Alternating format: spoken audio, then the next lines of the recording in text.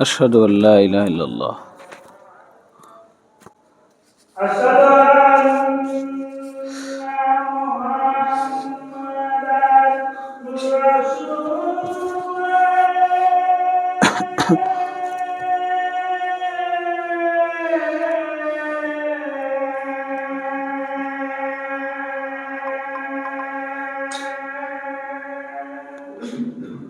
أشهد أن محمد رسول الله أشهد أن محمدا رسول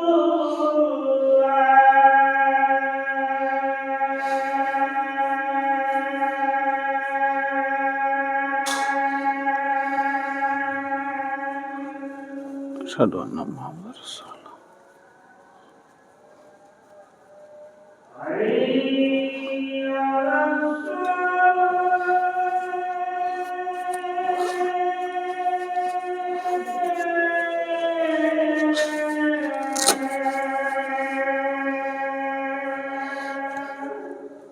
لا حول ولا قوة إلا بالله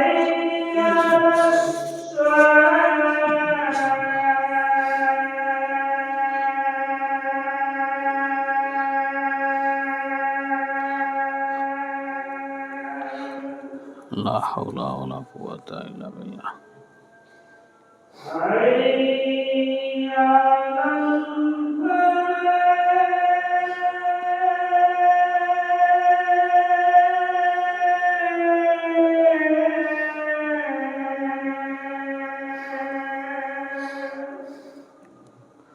لا حول ولا قوة إلا بالله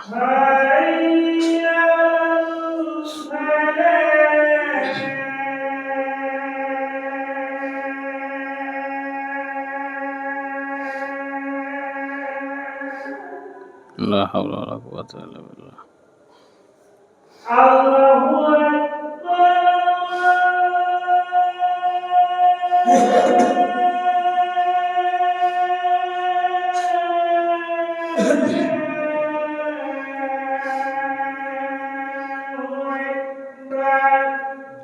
الله أكبر الله أكبر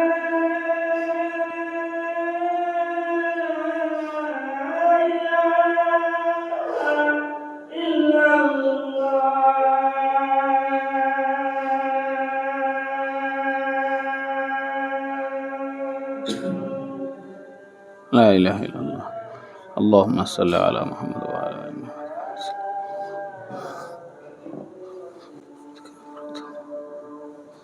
اللهم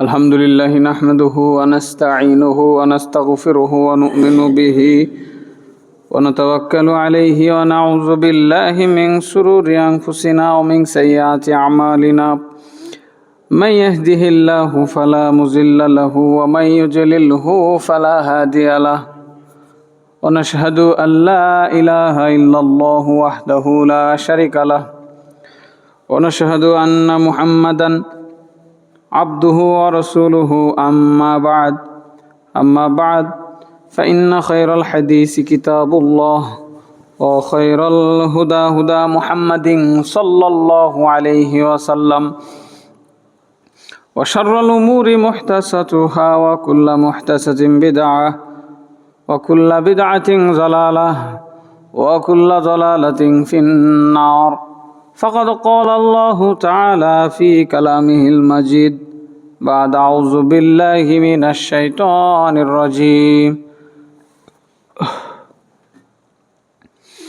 يا أيها الذين آمنوا اتقوا الله حق تقاته ولا تموتن إلا وأنتم مسلمون يا أيها الناس اتقوا ربكم الذي خلقكم من نفس واحدة وخلق منها زوجها وبث منهما رجالا كثيرا ونساء واتقوا الله الذي تساءلون به والأرحام إن الله كان عليكم رقيبا يا أيها الذين آمنوا اتقوا الله وقولوا قولا سديدا يصلح لكم أعمالكم ويغفر لكم ذنوبكم ومن يطع الله ورسوله فقد فاز فوزا عظيما وقال تعالى أعوذ بالله من الشيطان الرجيم بسم الله الرحمن الرحيم قاف والقرآن المجيد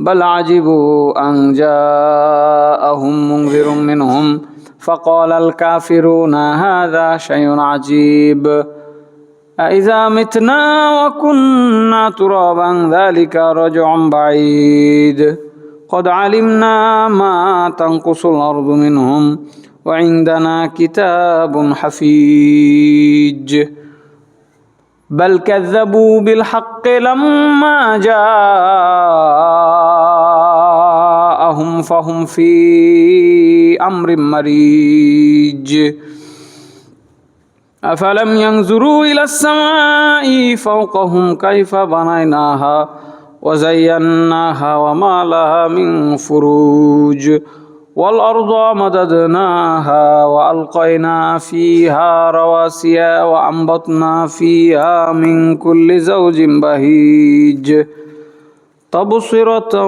وذكرى لكل عبد منيب ونزلنا من السماء ماء مباركا فأنبتنا به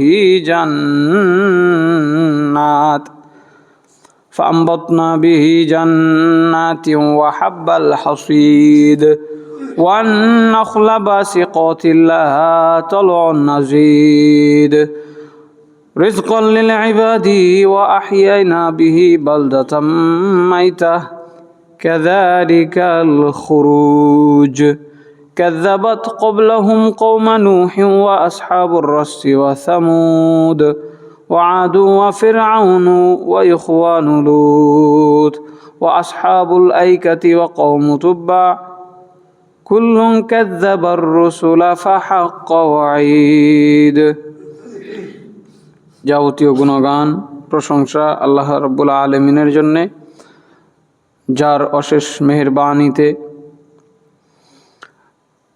প্রতি জুমাবারের নাই এই পবিত্র জুমার দিনে আমরা আল্লাহর পবিত্র ঘর মসজিদে ইবাদত করার জন্য উপস্থিত হতে পেরেছি। এই জন্য আল্লাহর দরবারে শুকরিয়া দান বলি আলহামদুলিল্লাহ। দুরূদ ও শান্তির ধারা বর্ষিত হোক আমাদের প্রিয় নবী, শেষ নবী, আখিরে নবী মুহাম্মদুর রাসূলুল্লাহ সাল্লাল্লাহু আলাইহি ওয়াসাল্লামের উপরে, তার পরিবার বর্গের উপরে, তার সাহাবায়ে কেরামের উপরে এবং কিয়ামত পর্যন্ত যত মানুষ নিষ্ঠার সাথে ইখলাসের সাথে তার অনুসরণ করেছে, করবে, তাদের সবার উপরে আল্লাহর পক্ষ থেকে রহমত ও দয়া বর্ষণ হোক, আল্লাহুম্মা আমিন। সম্মানিত মসজিদে মুসল্লি, মানুষ রাগের বশে, প্রয়োজনের তাড়নায়, ক্ষমতার মোহে মানুষ হত্যা করে থাকে। এই ন্যাক্কারজনক একটি পাপ, একটি কবিরা গুনাহ, একটি অন্যায়, বড় পাপ। এই পাপ মানুষ করে বসে।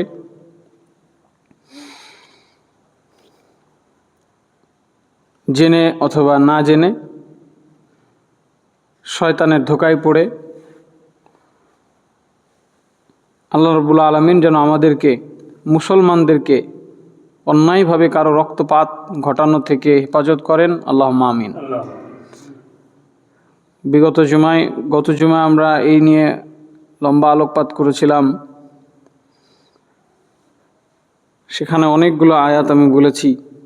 আল্লাহ রাব্বুল আলামিন এই হত্যার বিষয়ে অনেক কঠিন কঠিন আয়াত নাজিল করেছেন। তিনি বলেছেন,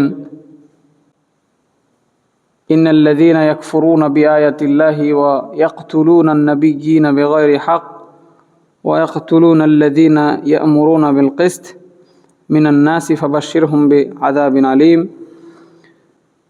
যারা মানুষকে হত্যা করে, বিশেষ করে নবীদেরকে হত্যা করে, এবং ওই সমস্ত মানুষ যারা ন্যায়ের পক্ষে, ইনসাফের পক্ষে কথা বলে,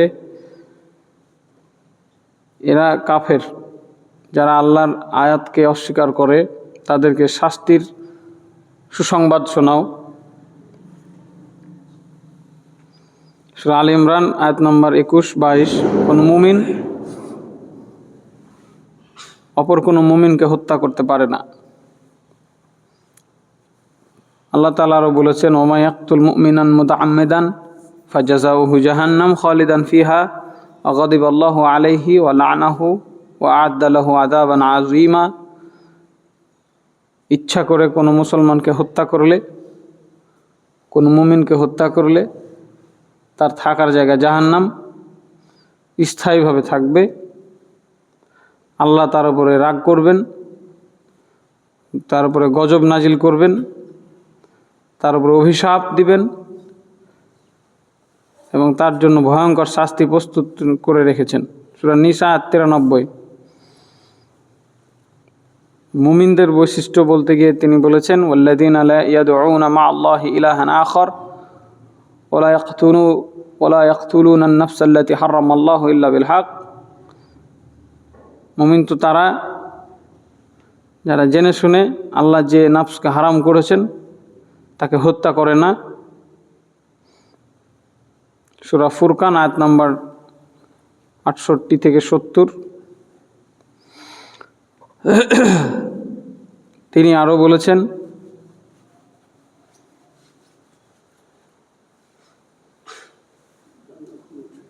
আন্নাহু মান ক্বাতালা নাফসান বিগাইরি নাফসিন আও ফাসাদিন ফিল আরদ ফাকাআন্নামা ক্বাতালান নাসা জামিআ। কেউ যদি ইচ্ছা করে একটা মানুষকে হত্যা করে তাহলে সে যেন পুরো পৃথিবীর সব মানুষকে হত্যা করলো। সূরা মায়েদা আয়াত নম্বর 32। কিছু হাদিসও আমরা শুনেছিলাম কঠোর কঠিন ভাষায়। রাসূল সাল্লাল্লাহু আলাইহি ওয়াসাল্লাম বলেছেন, আকবারুল কাবাইরি আল ইশরাকু বিল্লাহ ওয়া কতলুন নাফস ওয়া উকুকুল ওয়ালিদাইন। সবথেকে বড় পাপ আল্লাহর সাথে শিরক করা, মানুষ হত্যা করা, বাপ মার অবাধ্য চলা। বুখারী হাদিস নম্বর 6871। আব্দুল্লাহ ইবনে আব্বাস রাদিয়াল্লাহু আনহু থেকে বর্ণিত, তিনি বলেন, রাসূল সাল্লাল্লাহু আলাইহি ওয়াসাল্লাম বলেছেন,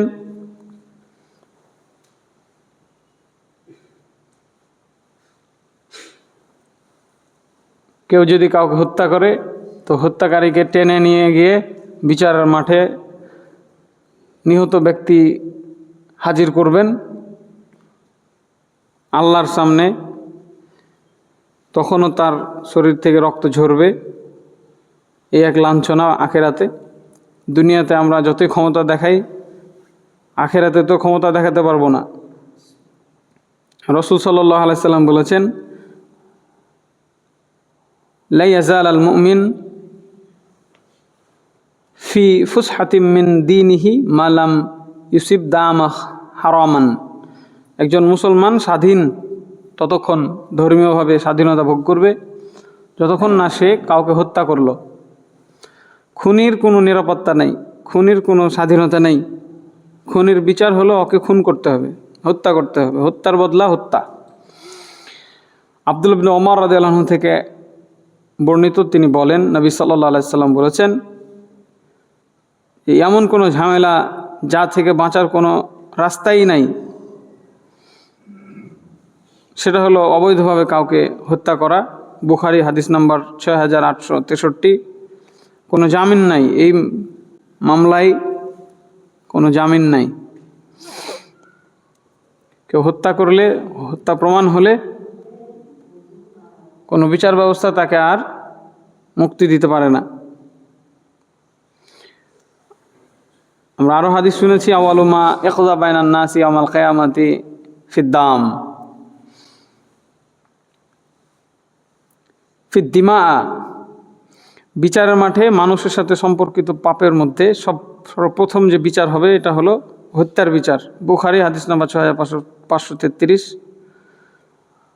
আরেকটা ভয়ঙ্কর হাদিস শুনেছিলাম, লাউ আন্না আহলা সামাই ওয়াল আরদ ইস্তারাকু ফি দামি মুমিন, যদি আসমান জমিনের সব মানুষ মিলে কোনো মানুষকে হত্যা করে,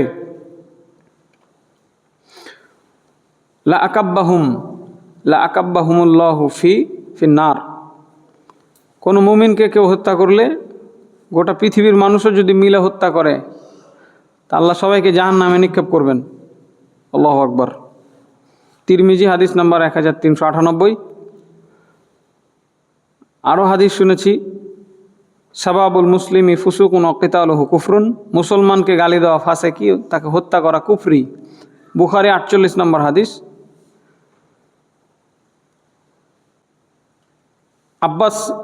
ইবনে আব্বাস রাদিয়াল্লাহু আনহু থেকে বর্ণিত, রাসূল সাল্লাল্লাহু আলাইহি ওয়াসাল্লাম বলেছেন, লা তারজিউ বা'দি কুফরান ইয়াদরিবু বা'দুকুম রিকাবা বা'দ, আমার মৃত্যুর পরে একজন আরেকজনের গর্দান উড়িয়ে কাফের হয়ে যায় না। তার মানে মুসলমান যদি মুসলমানকে হত্যা করতে যায় তাহলে সে ওই সময়ে কাফের হিসেবে গণ্য হবে। বুখারী হাদিস নাম্বার 121। আরও অনেক কিছু বিষয় আছে যা আমরা আজকে আলোকপাত করার চেষ্টা করব ইনশাআল্লাহ। আশা করছি অত্র মসজিদের মুসল্লিদের মনের মধ্যে হত্যার এই ভয়ানক পরিণতি সম্পর্কে একটি প্রতিচ্ছবি তৈরি হবে ইনশাআল্লাহ। একজন মানুষের যদি মনে মনে দৃঢ় সংকল্প নেন যে পৃথিবীতে যে কয়েকদিন বেঁচে আছি কোনোদিন কোনো মুসলমানের গায়ে হাত তুলব না, তাহলে এই খুতবা সার্থক, এই আলোচনা সার্থক।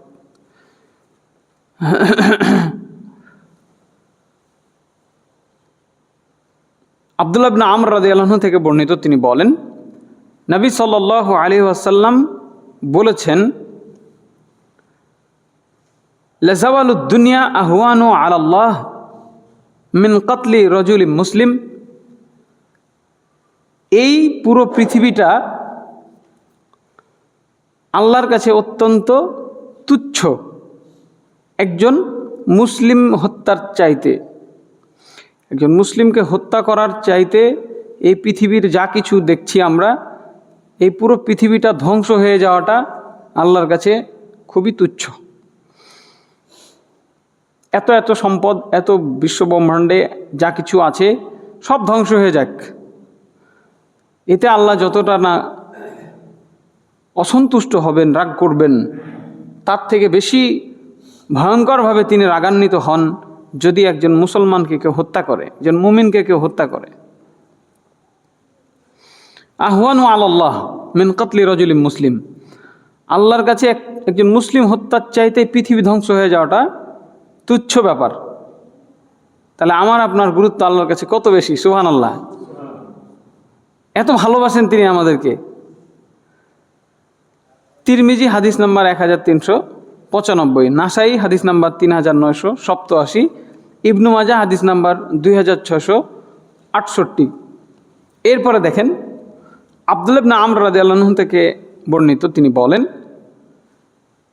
নবী সাল্লাল্লাহু আলাইহি ওয়াসাল্লাম বলেছেন, মান কতালা মুআহাদান লাম ইউরাহ রাইহাতুল জান্নাহ, কেউ যদি কোনো চুক্তিবদ্ধ অমুসলিমকে হত্যা করে।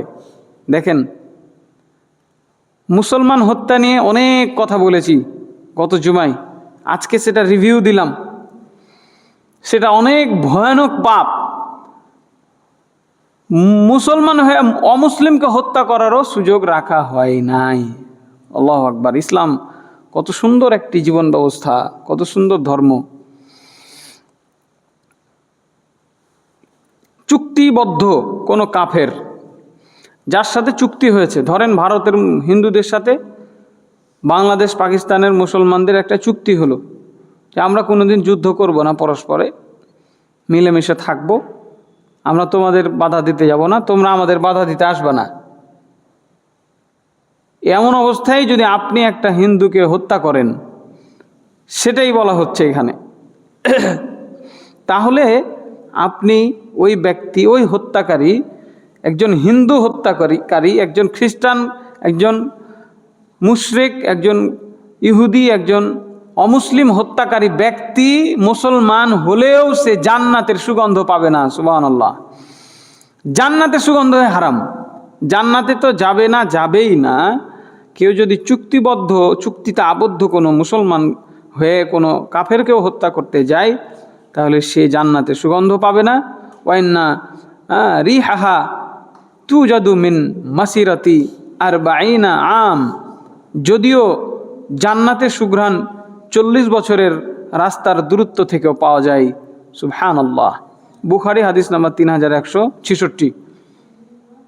চিন্তা করেন একবার, এই হত্যা কতটা জঘন্য কাজ যে একজন অমুসলিম আপনার সাথে চুক্তিবদ্ধ, যুদ্ধক্ষেত্রে নাই, আপনি যুদ্ধে যখন যুদ্ধ করছেন ওই সময় আপনি একটা কাফেরকে হত্যা করতে পারবেন। এছাড়া আপনি আমভাবে যাদের সাথে শান্তি চুক্তি আছে তাদের হত্যা করতে পারবেন না। আম জনগণের সাথে আপনি অস্ত্র নিয়ে যুদ্ধ করতে পারবেন না। এগুলো অনেক কিছু বুঝার বিষয় আছে। ইভেন যুদ্ধ করতে গিয়েও আপনি মন মতো হত্যা করতে পারবেন না। হত্যা বিষয়টাই এতটা সেন্সিটিভ যে আপনাকে খুব মাথায় রাখতে হবে যে আমি কি করছি। আপনি নিজে মরে যান, আরেকজনকে মারার আগে আপনাকে খুব বেশি সেন্সিটিভ হতে হবে যে আমি যে হত্যাটা করছি, আমি যে একটা মানুষকে মারছি, এটা কতটুকু সঠিক হলো। আমি একজন বেধর্মীকে হত্যা করছি, মুসলমানকে হত্যা করার তো কোনো চান্স নাই। আমরা কোনো মুসলমানকে হত্যা করতে পারবো না। অমুসলিমকে হত্যা করতে পারবো কখন? যুদ্ধের ময়দানে। তাহলে আমি একজন মুসলমান, আমার সামনে কাফের অস্ত্র নিয়ে আমাকে মারতে আসছে, যুদ্ধ করছি, তো তখন তো সাহাবীদের মধ্যে তরবারি নিয়ে যুদ্ধ হতো। এখন তো ওই এক দেশ থেকে আরেক দেশে মানুষ মারা যায়, হ্যাঁ, কম্পিউটার দিয়ে বসে বসে ক্লিক করলে, কিবোর্ড চাপলে আপনার ঘরে ঢুকে আপনাকে মার্ডার করে চলে যাবে। এত উন্নত প্রযুক্তি চলে আসছে। তখন তো সেই প্রযুক্তি ছিল না, তখন ছিল সামনাসামনি যুদ্ধ, তরবারি নিয়ে একজনকে মারছেন। তখনও আপনাকে কনফার্ম হইতে হবে যে আমার মারাটা ঠিক আছে কিনা। আল্লাহু আকবার। আপনার ওই চিন্তা করার ফাঁকে আপনাকে সে মার্ডার করে দিতে পারে। ওখানে চিন্তা করতে হবে আমার কাজটা ঠিক হচ্ছে না ভুল। ওসামা বিন জায়েদ রাদিয়াল্লাহু আনহু আল্লাহ রাসূল সাল্লাল্লাহু আলাইহি সাল্লামের পালক পুত্র ছিলেন। তার ঘরে মানুষ, তিনি তাকে বড় করেছেন, লালন পালন করেছেন। তার মানে তার কোনো ছেলে ছিল না, এই জন্য তিনি একটা পালক পুত্র নিয়েছিলেন। পরে এই পালক পুত্রের বিধানকে রহিত করা হয়।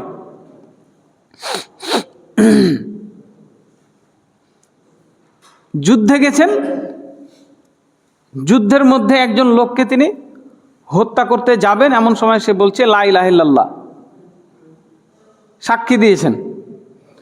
তাও তিনি তাকে কি করলেন, তার বুকে বল্লম দিয়ে তাকে বললেন যে আমি তাকে জমিনে আটকে দিলাম এবং এক পর্যায়ে তাকে আমি হত্যা করে ফেললাম।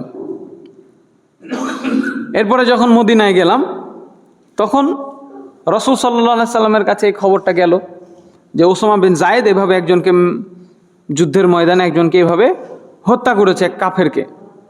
ওই কাফের লা ইলাহা ইল্লাল্লাহ বলেছিল, তারপরও মেরে দিয়েছে। তখন রাসূল সাল্লাল্লাহু আলাইহি সাল্লাম বলছেন, ইয়া ওসামা আকাতালতুহু বাদা মা ক্বালা লা ইলাহা ইল্লাল্লাহ। ওসামা, তুমি লা ইলাহা ইল্লাল্লাহ বলার পরেও মানুষটাকে মেরে ফেলতে না? ওসামা বিন জায়েদ তখনও তিনি কিন্তু স্থির, দৃঢ়চিত্ত যে আমার কাজটা ঠিক আছে, তখনও দৃঢ়চিত্ত। তিনি বলছেন, কুলতু ইয়া রাসূলাল্লাহ ইন্নামা কানা মুতাআউযা। সে লা ইলাহা ইল্লাল্লাহ দিয়ে শুধু বাঁচার চেষ্টা করছিল, বাঁচার জন্য মিথ্যা দিয়ে বলেছে লা ইলাহা ইল্লাল্লাহ। একটা দুজনে লড়াই করছেন, বুঝতে পারছেন না যে সে আপনাকে মারছে, আপনি তাকে মারছেন, মারামারি হচ্ছে, ধস্তাধস্তি হচ্ছে, তার মানে তো মারতেই আসছিল, ও তো কাফের, তো যুদ্ধ করতে আসছে। যখন দেখলো যে ও পড়ে গেছে, আমি মারবো, তখন বলছে লা ইলাহা ইল্লাল্লাহ। তার মানে ও বাঁচার জন্য মিথ্যা দিয়ে বলেছে।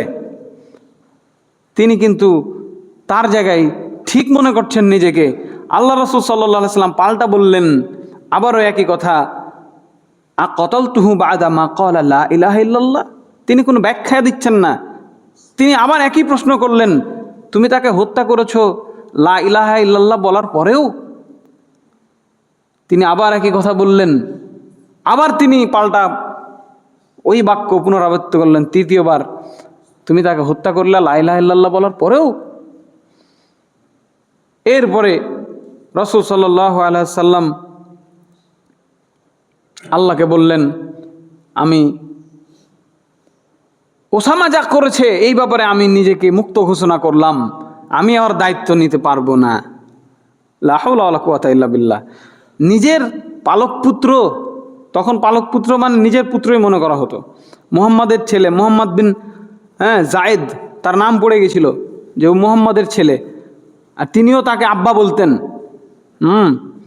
পরে বিধান বন্ধ করা হয়েছে, না তুমি উসামা বিন জায়েদ বলো আর কি। ওসামা বিন মুহাম্মদকে ওসামা বিন জায়েদ করা হলো পরে। যার বাপ, তার বাপের নাম যা তা দিয়েই ডাকো, মুহাম্মাদের ছেলে বলো না। তবে ব্যাপারটা বুঝেন, নিজের ছেলের মতো তিনি আল্লাহকে বলছেন যে আমি আর কোনো দায়িত্ব নিতে পারছি না। লা ইলাহা ইল্লাল্লাহ বলার পরেও একটা মানুষকে হত্যা করে দিলা তুমি।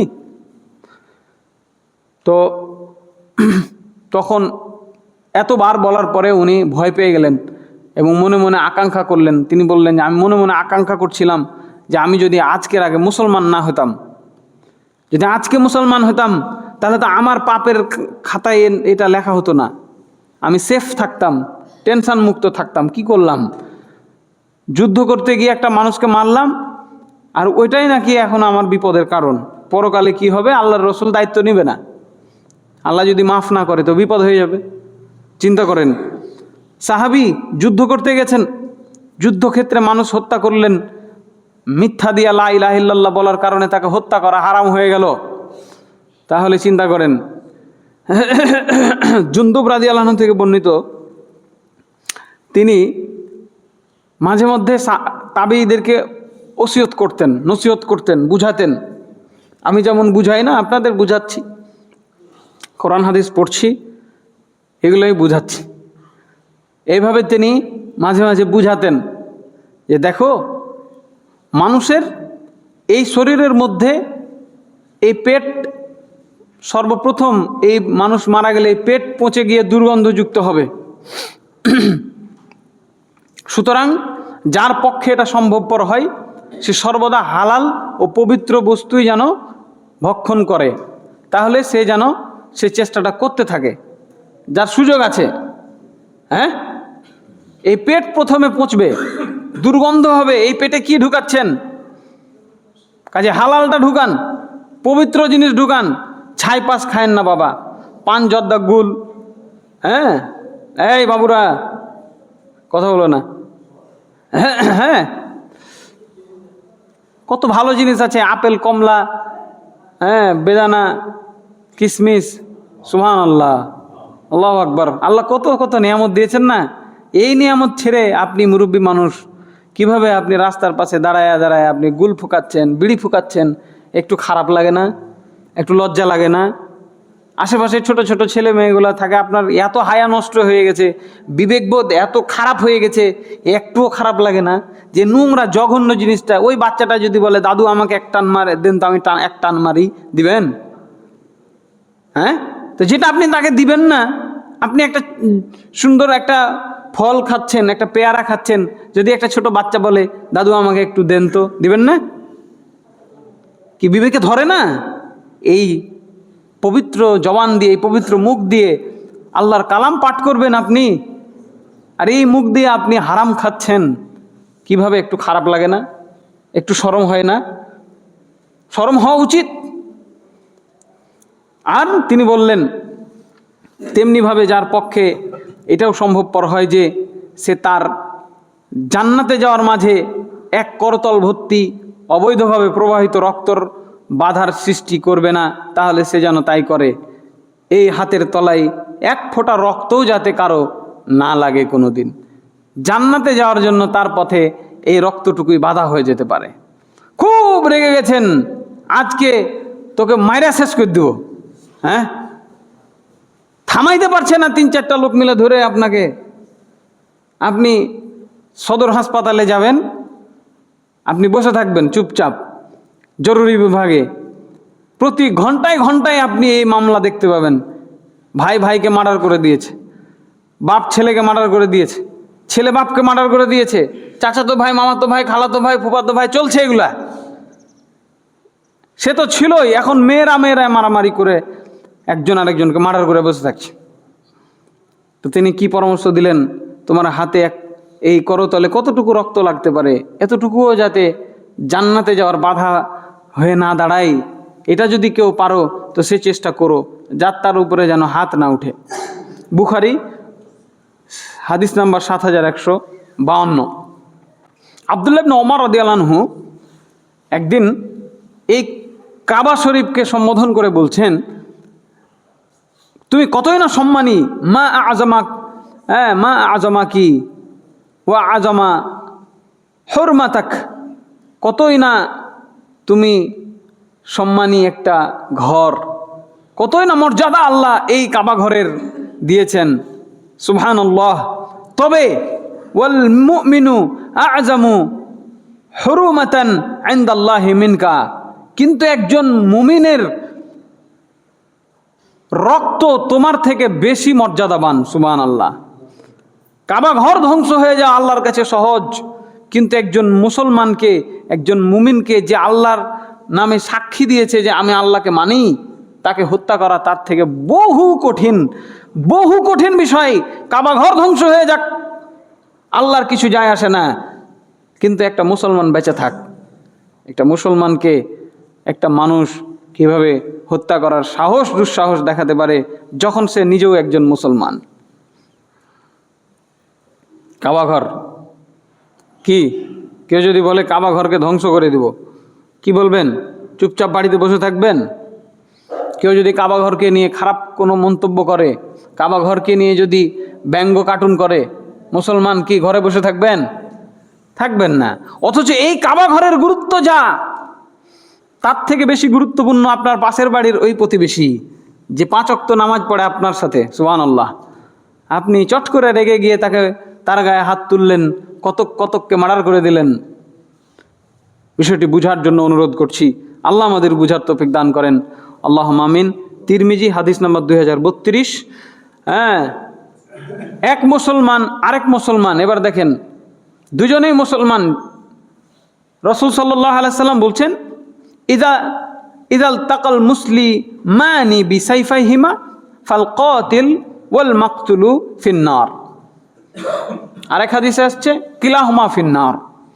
যখন দুজন মুসলমান পরস্পরে মুখোমুখি হবে, যখন দুজন মুসলমান পরস্পরে মুখোমুখি হবে অস্ত্র নিয়ে, যে মারবে যে মরবে দুটাই জাহান্নামে যাবে। খুব ভালো করে বুঝেন, কিন্তু বহু জ্ঞান লুকিয়ে আছে হাদিসের মধ্যে, বহু ইনস্ট্রাকশন লুকিয়ে আছে, বহু এক্সিকিউশন লুকিয়ে আছে আপনার জন্য, করণীয় বর্জনীয় লুকিয়ে আছে এখানে। ইদাল তাকল মুসলিমানি বিসাইফাইহিমা ফাল কাতিলু ওয়াল মাকতুলু কিলাহুমা ফিন্নার। যখন দুজন মুসলমান তরবারি নিয়ে মুখোমুখি হবে, যে মারবে যে মরবে দুটাই জাহান্নামে যাবে। কিলা ইয়া রাসূলুল্লাহ হাযাল কাতিল ফামা বালুল মাকতুল। বলা হলো, হে আল্লাহ রসুল, যে মারলোই জাহান্নামী বুঝলাম, যে মরলো ওর কি দোষ? সে তো মরেই গেছে, সে তো আর মারেনি। রাসূল সাল্লাল্লাহু আলাইহি সাল্লাম বললেন, দেখো, ইন্নাহু কানা হারিসান আলা কতলি সাহিবিহি, কারণ সেও মারার তালেই ছিল, মারতে পারলে মেরে দিত। কথা বুঝলেন?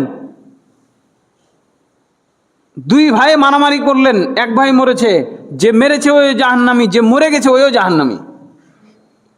তাহলে আর করবেন? আল্লাহ আমাদের হেফাজত করুন, আল্লাহুম্মা আমিন। নামে মুসলমান হলেও লা ইলাহা ইল্লাল্লাহর সাক্ষী দেওয়ার পরে তাকে হত্যা করেছেন ওসামা বিন যায়েদ। তিনি বলেছেন, ও বাঁচার জন্য মিথ্যা দিয়ে লা ইলাহা ইল্লাল্লাহ বলেছে তাই মেরেছি। আপনি এই কথা বলার সুযোগ রাখেন না যে আমার ভাই ওই মুসলমানই লয়, আছে না নাই? আরে কিসের মুসলমান? ওই মুসলমানই লয়, ওকে মারলে আমার নেকি হবে? আছে না, রাগের মাথায় এই কথাগুলো বের হয় না। রাগের কথা এভাবে বলা যাবে না। আপনি কাউকে হত্যা করতে পারবেন না, এটাই আল্লাহর বিধান। বুখারী হাদিস নাম্বার 31, হাদিস নাম্বার 6875। আল্লাহ রাব্বুল আলামিনের কাছে ইচ্ছাকৃত যে খুনি ইচ্ছা করে মানুষকে হত্যা করে তার মাপ পাওয়া খুবই খুবই খুবই সামান্য চান্স আছে, নাই বললেই চলে। অনিচ্ছাকৃতভাবে কোনোভাবে আপনার দ্বারা একটা মার্ডার হয়ে গেছে, আপনি গাড়িতে অ্যাক্সিডেন্ট করে মানুষকে হত্যা করে দিয়েছেন, তাও আপনার বিচার হবে, আপনাকে হত্যা করা হবে, কারণ আপনি অসাবধান ছিলেন, আপনি তাকে হত্যা করেছেন। ওর বাপ মা যদি আপনাকে মাফ করে দেয়, মাফ পেয়ে গেলেন, যে জায়গা মরে গেছে গেছে, ও ইচ্ছা করে তার মারেনি। কিন্তু যদি ওরা বলে যে না, তার বিচার হবে, করতে হবে, আপনার বিচার হবে, আল্লাহ মাফ করে দেবে আলাদা হিসাব, কিন্তু আপনাকে মাফ এই প্রশাসন করতে পারবে না। যদি হত্যা প্রমাণ হয় যে আপনার কারণে ওই মানুষটা মারা গেছে, তাহলে আপনার বিচার হলো আপনার মৃত্যুদণ্ড, ফাঁসি। আর ওরা যদি মাফ করে দেয়, মাফ, আল্লাহ মাফ করে দেবে ইনশাল্লাহ। কিন্তু যদি ইচ্ছা করে কেউ কাউকে হত্যা করে, এই ব্যক্তির মাপ পাওয়া খুবই খুবই সামান্য চান্স আছে, নাই বললেই চলে। মুয়াবিয়া রাদিয়াল্লাহু আনহু থেকে বর্ণিত, তিনি বলেন, আমি রাসূল সাল্লাল্লাহু আলাইহি সাল্লামকে বলতে শুনেছি, প্রত্যেকটি গুনাহ আশা করা যায় আল্লাহ তাআলা ক্ষমা করে দিবেন, তবে দুইটি গুনাহ যা আল্লাহ তাআলা ক্ষমা করবেন না। তার একটা হচ্ছে কোনো মানুষ কাফের অবস্থায় মারা গেলে, কাফের অবস্থায় মারা গেছে, লা ইলাহা ইল্লাল্লাহ সাক্ষী দেয় নেই, অতএব কমপ্লিটলি জাহান্নামী, ওর কোনো মাফ নাই। দেখেন উদাহরণ দিচ্ছেন আল্লাহ রসুল, কার সাথে আপনাকে তুলনা করছে দেখেন, ভালো করে শুনে নেন। মুসলমান হইতে পারেনি কপালে, হতভাগা, তার কপালে জুটেনি, অমুসলিম হয়ে মরে গেছে, হিন্দু হয়ে মরে গেছে, খ্রিস্টান হয়ে মরে গেছে, কাফের হয়ে মরে গেছে, মাফ হবে না। আর দ্বিতীয়ত, কেউ যদি ইচ্ছা করে কোনো মুমিনকে, কোনো মুসলমানকে হত্যা করে। নাসাই হাদিস নাম্বার 3984। শোনেন, মা বোনদের বলতে চায়, বিভিন্ন অজুহাত দাঁড় করিয়ে, বিভিন্ন প্রয়োজন দাঁড় করিয়ে, খুব গোপনে ডাক্তারের কাছে গিয়ে 4 মাস 5 মাসের বাচ্চা ডিএনসি করে, গর্ভপাত করে হত্যা করে চলে আসছেন, এ হাদিস আপনার জন্য। মা, আপনার তাহাজ্জুদ দিয়ে জান্নাত হবে না, আপনি কোটি টাকা দান করে জান্নাত যেতে পারবেন না। মাফ হবে কি না চান্স খুবই সামান্য, নাই বললেই চলে। ওই যে কাফেরের সাথে তুলনা হচ্ছে, এই দুইজন ব্যক্তির পাপ মাফ হওয়ার চান্স খুবই কম, মানে চান্স নাই, আল্লাহ মাফ করবে না এই দুইটাকে।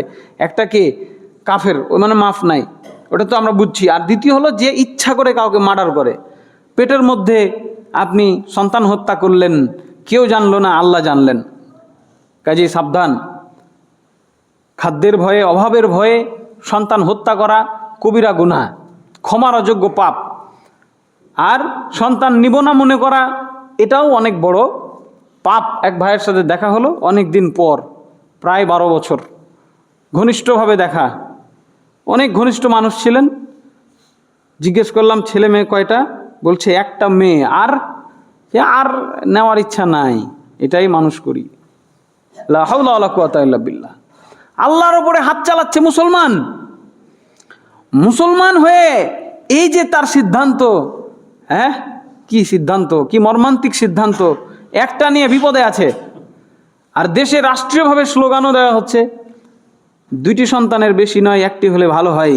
কুফরি স্লোগান। যতজন এই স্লোগান শুনেছেন, মন থেকে মেনে নিয়েছেন, সবাইকে আল্লাহর কাছে জবাবদিহি করতে হবে। আর যারা এটাকে ঘৃণা করেছেন, সামর্থ্য আছে বাধা দিয়েছেন, সামর্থ্য নাই ঘৃণা করেছেন, তারা আখিরাতে গিয়ে বেঁচে যেতে পারেন। কিন্তু যাদের মনে খুবই ভালো লাগে এবং গ্রহণ করেছেন যে ঠিকই কথা, 2টা হলে ভালো হয়, 2টি সন্তানের বেশি নয়, 1টি হলে ভালো হয়, সরাসরি ডাইরেক্ট ইসলামের বিরোধী কথা। রাসূল সাল্লাল্লাহু আলাইহি ওয়াসাল্লাম বলেছেন, তাজাওয়াদুল ওয়াদুদুল ওয়ালুদা,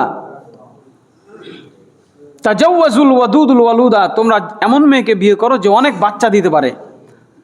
ফাইন্নী মুকাসিরুম বিকুমুল উমাম, আমি বিচারের মাঠে তোমাদের সংখ্যা নিয়ে গর্ব করব। সুবহানাল্লাহ। কাজেই সন্তান হত্যা করা যাবে না, সন্তান নিব না এ চিন্তাও করা যাবে না। রাসূল সাল্লাল্লাহু আলাইহি ওয়াসাল্লাম, এক লোক আসছে, দিয়ে আল্লাহ রসুলকে জিজ্ঞেস করছে, ইয়া আল্লাহ রসুল, সব থেকে বড় পাপ কোনটা? তখন তিনি বলছেন আন তাদউল্লাহি নিদ্দান, আল্লাহর সাথে তার সমকক্ষ স্থির করা।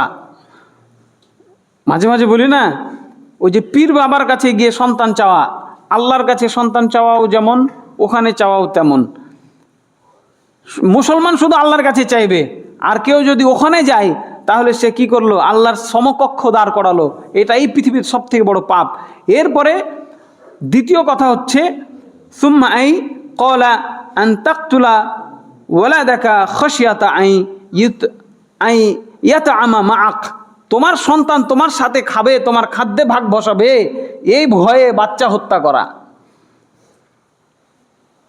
গরিব হয়ে যাব, দরিদ্র হয়ে যাব, কম সন্তান থাকলে ভালো করে মানুষ করব, ডাক্তার ইঞ্জিনিয়ার বানাবো, এই যে টেন্ডেন্সি যদি থাকে, এটাও ওই শিরকের পর্যায়ে, বড় পর্যায়ের পাপ। আল্লাহ আমাদের বোঝার তৌফিক দান করেন, আল্লাহুম্মা আমিন। এরপরে বড় পাপ কোনটি? তৃতীয় বড় পাপ হচ্ছে প্রতিবেশীর স্ত্রীর সাথে জেনা করা। প্রতিবেশীর স্ত্রী আপনার জন্য আমানত। আপনার প্রতিবেশী প্রয়োজনে বিভিন্ন জায়গায় যায়, আপনি এই সুযোগটা নিয়ে যদি প্রতিবেশীর স্ত্রীর সাথে জেনায় লিপ্ত হন, যা অহরহ ঘটছে, আল্লাহ আমাদের হেফাজত করুন, আল্লাহুম্মা আমিন। এটা পৃথিবীতে সব থেকে বড় পাপগুলোর একটা। তাহলে আমরা বললাম যে খাদ্যের ভয়ে সন্তান হত্যা করা যাবে না। আর 4 মাস তখন অলরেডি তার আত্মা চলে আসে, এ সময় যদি হত্যা করা হয় তাহলে তার মাফ হওয়ার চান্স খুবই কম। কাজেই আল্লাহ যে আত্মা দিয়ে দিয়েছে আপনি সেটা নিয়ে নেন, এবং আল্লাহই তার রিজিকের ব্যবস্থা করবেন। এগুলো মানুষকে ভুল বোঝানো হয়েছে। বহু মানুষ আছে যারা 8-10 ভাই অনেক বড় বড় কর্মকর্তা, এখন বড় বড় ব্যবসায়ী। আর এমন বহু পরিবার আছে একটা মাত্র সন্তান, দুনিয়ার বদ, দুনিয়ার বদমাইশ। ওই এমন কোনো পাপ কাজ, এমন কোনো খারাপ কাজ নাই যেটা করে না। ওর 14 গোষ্ঠীর মুখে চুনগালি লাগায়া মানে নির্বংশ করে শেষ। ও নিজেও গেল জাহান্নামে, ও বংশকে সহ নিয়ে গেল জাহান্নামে। আর তার কোনো প্রোডাক্টিভিটি নেই, কোনো ভালো প্রজন্ম সে নিজেও রেখে যেতে পারলো না। বহু আছে। কাজে এই ধরনের ধোকায় পা দেওয়া যাবে না। আমাদের রিজিক নির্ধারিত, এই বিশ্বাস না থাকলে তো নামাজ পড়ে লাভ হবে না। কঠিন। নিজেকে বিশ্বাস করানো এবং এর উপর দাঁড়ায় থাকা, স্ত্রীর সাথে যুদ্ধ করা, মায়ের সাথে বাবার সাথে যুদ্ধ করে এর উপর দাঁড়িয়ে থাকা কঠিন, সহজ না। সবাই প্রশ্ন করবে, সবাই আপনাকে মস্করা করবে, ঠাট্টা করবে। আমাকে কেউ জিজ্ঞাসা করলে আমি যখন বলি আমার 4টা সন্তান, তো হাসে এবং ঠাট্টা করে। তো এ হলো বিষয় যে আপনি সমাজে আপনাকে দাঁড়ায় থাকা কঠিন হবে। আপনি চাইলে এই বিধানগুলো বাস্তবায়ন করতে, হয়তো মনের ভেতরে ঠিকই বিশ্বাস আছে, কিন্তু বাস্তবায়ন করা কঠিন। স্ত্রীও চায় না, স্ত্রীও চায় একটু ভালো থাকি, ভালো খাই, এতগুলো সন্তান কিভাবে মানুষ করব? ঠিক আছে, তাহলে দেখেন হত্যা এটাও এক ধরনের হত্যা। যদি পেটে চলে আসে এরপর হত্যা করেন, এটা হত্যা। যেন না আসতে পারে ব্যবস্থা নেন স্থায়ীভাবে, এটাও এক ধরনের জঘন্য পাপ। রাসূল সাল্লাল্লাহু আলাইহি সাল্লাম বললেন, বুখারী হাদিস নাম্বার 6878। আর হত্যা এত জঘন্য পাপ যে এই পাপের জন্য মানুষকে হত্যা করা যায়, আর কোনো কাজের জন্য মানুষকে হত্যা করা যায় না। মানুষকে সাধারণত হত্যা করাই যাবে না, সে যে ধর্মেরই হোক, যে বুঝেরই হোক, যে চিন্তারই হোক, তাকে হত্যা করা যাবে না। রাসূল সাল্লাল্লাহু আলাইহি সাল্লাম বলছেন, লা ইয়াহিল্লু দাম মুসলিমিন, একজন মুসলমানকে হত্যা করতে গেলে 3টার একটা কারণ লাগবে। 1 নাম্বার, সে আল কতলু বিল কতল, আর নাফসু বিন নাফস, হত্যার বদলে হত্যা। সে যদি খুনি হয় তাহলে তার বিচার হবে, তাকে হত্যা করা হবে। আর দ্বিতীয়, ওয়াশাইবু জানি, বিবাহিত জেনাকার, যে যার বউ আছে এরপরে সে পরকিয়া করে, তাকে হত্যা করতে হবে। এই 2 ব্যক্তির বাঁচার কোনো রাস্তা নাই। পৃথিবীর কোনো কোর্ট এই 2 জনকে বাঁচাতে পারবে না। একজন খুন করেছে প্রকাশ্য দিবালোকে, এরপরে তার বিচার হবে, তাকেও হত্যা করা হবে, সম্ভব হলে প্রকাশ্য দিবালোকে। যেভাবে ওই যে প্রকাশ্যে গুলি করে হত্যা করা হলো না, এই পাশ দিয়ে গুলি ঢুকে এই পাশ দিয়ে বের হয়ে গেছে, তার হত্যাকারীকে একটাই বিচার, তাকে জনসম্মুখে নিয়ে এসে পিস্তল দিয়ে এই পাশ দিয়ে এই পাশে গুলি বের করে দিতে হবে, ব্যাস, এনাফ। তারপর থেকে হত্যা বন্ধ হবে ইনশাল্লাহ। তাছাড়া এই যে তালবাহানা করছেন, বিগত সরকারের আমলে বহু দেখেছি, বর্তমান অন্তর্বর্তীকালীন সরকারের আমলেও বহু দেখছি। আর যারা খুব তাড়াতাড়ি ক্ষমতা আসার জন্য খুব লাফালাফি করছেন, তারাও একসময় ক্ষমতায় ছিলেন, সেগুলো আমরা দেখেছি। কাজে আমাদের কাছে এগুলোর কোনো মূল্যই নাই, আমরা এগুলো নিয়ে ভাবিই না। যারা ছিলেন তারাও জবাব দিবেন, যারা আছেন তারাও জবাব দিবেন, যারা আবার আসবেন তারাও জবাব দিবেন। এই বিধান যতক্ষণ না কার্যকর করতে পারছেন, এবং যতগুলো হত্যাকাণ্ড হয়েছে এই বাংলার জমিনে যার প্রমাণ আছে, তার একটাই ফাইসালা, জনসম্মুখে হত্যা করতে হবে। কথা বুঝেছেন? আবেগী হয়ে কথা এই জন্য আমি বলতে চাই না, কারণ আমার এই বক্তব্যটুকু আপনাদের কতটুকু পরিবর্তন করতে পারবে সেটা তো আমরা ভালোই দেখছি। তারপরেও আশা নিয়ে কথা বলি, তারপরেও বলি যে শুরুতে মসজিদে আসতে হবে, বহু কথা ছুটে গেছে, শুনেন নাই। শুধু এখন একটা কথা বলেছি, চট করে একজন রাজনৈতিক দলের নেতা উঠে গিয়ে বলবেন, হুজুর রাজনীতির কথা বলিয়েন না। হ্যাঁ, এগুলো এই জনগণকে আমরা ভালো করেই চিনি, কাজে আমরাও আর আবেগ নিয়ে কথা বলা ছেড়ে দিয়েছি। বলবো আলহামদুলিল্লাহ, সত্য কথা বলছি, বলতে থাকবো। যদি একটা মানুষ চেঞ্জ হয়, খায়রুন লাকা মিন হুমুরিন নাআম, আল্লাহ রাসূল সাল্লাল্লাহু আলাইহি ওয়াসাল্লাম বলছেন, একজন মানুষ যদি চেঞ্জ হয় তাহলে এটাই তোমার জন্য লাল উটের থেকে উত্তম। ঠিক আছে? কাজে আপনি কোনো মন্তব্য করবেন, কি মন্তব্য করছেন, আপনার 5 পয়সা দাম নাই আমার কাছে। আমরা আমাদের জায়গা থেকে কথা বলে আসছি, বলবো ইনশাআল্লাহ, কোরআন সুন্নাহর কথা বলবো। তাহলে তৃতীয়ত, 3 নম্বর, মান বাদ্দালা দীনাহু, যে ইসলাম থেকে বলবে যে আমি আজ থেকে ইসলাম মানি না, কোরআন মানি, কোরআন এখন মানি না, বিশ্বাস করি না, এতদিন মুসলমান ছিলাম, এখন আমি মুসলমান থেকে বাদ, নিজে নিজে যদি কেউ বলে, হ্যাঁ, ওয়াল মুফারিকু লিল জামা, এবং মুসলমানদের জামাত থেকে বের হয়ে যায়, তাহলে তাকে হত্যা করা ফরজ। এই লোককে হত্যা করা ফরজ। মুসলমান শাসক দায়িত্ব দিবে তার প্রশাসনকে, তাকে ধরে নিয়ে আসো, তাকে প্রকাশ্যে হত্যা করো।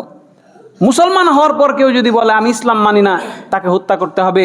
মান ফারাকাল জামাআতা শিবরান ফাকাদ খালাআ রিবকাতাল ইসলামি মিন উনুকিহি, কেউ যদি 1 বিঘত পরিমাণ জামাত থেকে সরে যায়, মুসলমানদের জনগণদের সাথে থাকবো না মনে করে, তাহলে সে ইসলাম থেকে বের হয়ে গেল, মুসলমান থেকে খারিজ হয়ে গেল।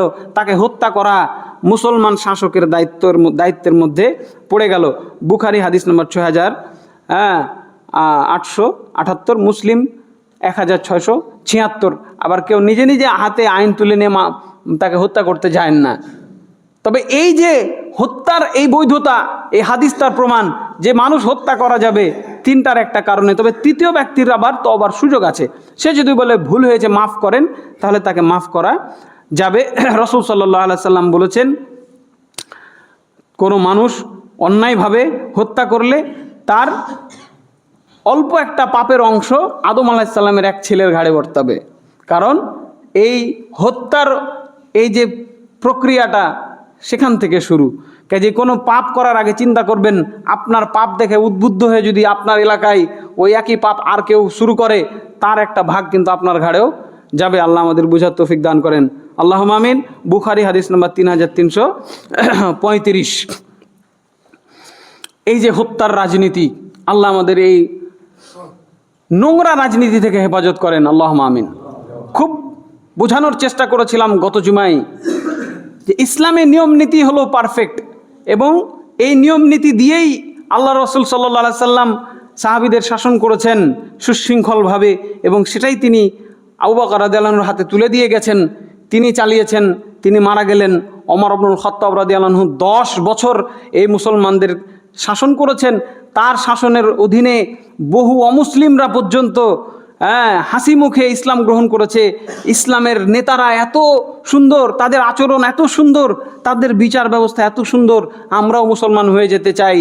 এইভাবে আলী রাদিয়াল্লাহু আনহু, ওসমান বিন আফফান, আলী বিন আবি তালেব, তারা খেলাফতে রাশেদার আদর্শে মানুষকে পরিচালনা করে গেছেন খুব সুন্দরভাবে, চমৎকারভাবে। আজকে আমরা এই হানাহানি, মারামারির, ক্ষমতা পালা বদলের এই রাজনীতিতে কিভাবে ঢুকে গেছি, গিয়ে এই যে চোখের সামনে তাজা তাজা প্রাণগুলো আমাদের বিসর্জন দিতে হচ্ছে। আসুন ভাই, আল্লাহর সেই বিধানে ফিরে যাই। মুসলমানরা এই ভোট ভাটালিতে না গিয়ে 850 বছর ভারত শাসন করেছে। এই ভারত 130 কোটি হিন্দু বাস করে ওখানে, মাত্র মুসলমান 30 কোটি। চিন্তা করেন তো, 30 কোটি মুসলমানে 130 কোটিকে শাসন করেছে, ক্ষমতা দিয়ে, ভোট দিয়ে, অধিকাংশের রায় চূড়ান্ত দিয়ে না, তারা আল্লাহর বিধানে আমরা মুসলমান শাসক, আমার অধীনে আসতে হবে, আসো দেখো আমরা কেমন। নিজের মেয়ের বিচার করেছে, নিজের ভাইয়ের বিচার করেছে, ওই কাফেরের বিরুদ্ধে, ওই মুসলমানের বিরুদ্ধে মুসলমানের পক্ষে রায় দিয়েছে, হিন্দুর পক্ষে রায় দিয়েছে। তুমি মুসলমান হলেও লাভ নাই। এইভাবে শাসকদের এই ন্যায়পরণতা দেখে এই ভারতের হিন্দুরা পর্যন্ত খুশি ছিল। কিন্তু এই ব্রিটিশরা মাঝখানে কিভাবে কি করলো, 200 বছর গোলামের জীবন পার করে এখন এই গণতন্ত্র চাপিয়ে দিয়ে আমরা হাবুডুবু খাচ্ছি এইভাবে। আল্লাহ আমাদের বুঝার তৌফিক দান করেন, আল্লাহুম্মা আমিন। এই বিপদ থেকে আমাদের রক্ষা করেন, আল্লাহুম্মা আমিন। এই হানাহানি মারামারির অবসান ঘটিয়ে আমাদেরকে ন্যায় এবং ইনসাফ ভিত্তিক একটি রাষ্ট্র গঠন করার তৌফিক দান করেন, আল্লাহুম্মা আমিন। ওয়া আকুলু কওলি হাযা আস্তাগফিরুল্লাহ লি ওয়া লাকুম ওয়া লিসাইরিল মুসলিমিন ফাস্তাগফিরুহু ইন্নাহু হুয়াল গফুরুর রহিম।